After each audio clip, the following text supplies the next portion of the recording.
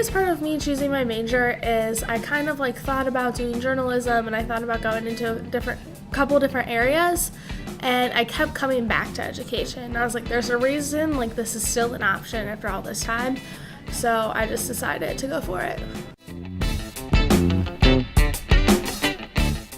My favorite class at Miami was probably EVL 204, which everyone knows as being really daunting, but I was in the urban section, so it was a smaller section, and it was a night class, and it was like 3 hours long, and my professor was really understanding that it was really daunting, and we were able to have a lot of like class discussions, and it was kind of felt like a hangout session because it was so long and it was at night. We like got dinner, and so I think like I had an awesome experience with a class that people are always intimidated by, so I think that kind of like contributed to being my favorite.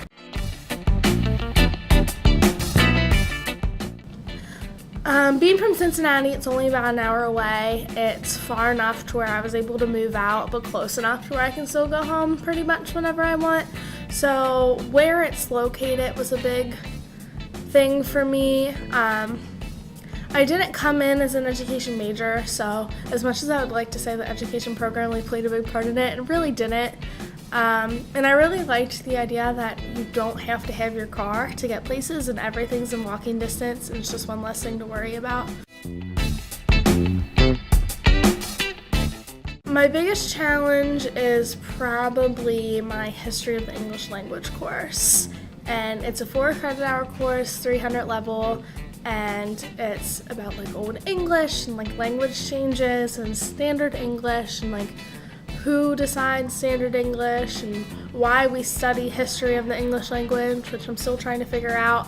But all of it is so different from what I'm used to learning, and it's all so really history related, and I'm not used to that, so like that's been a difficult thing, learning how to approach that class. After I graduate, I have the Teach Grant, so 4 out of my first 8 years, I'm required to teach in a low-income, high-need school. So I want to do that, and then eventually I will go on to graduate school and either get my master's in education or become a reading specialist.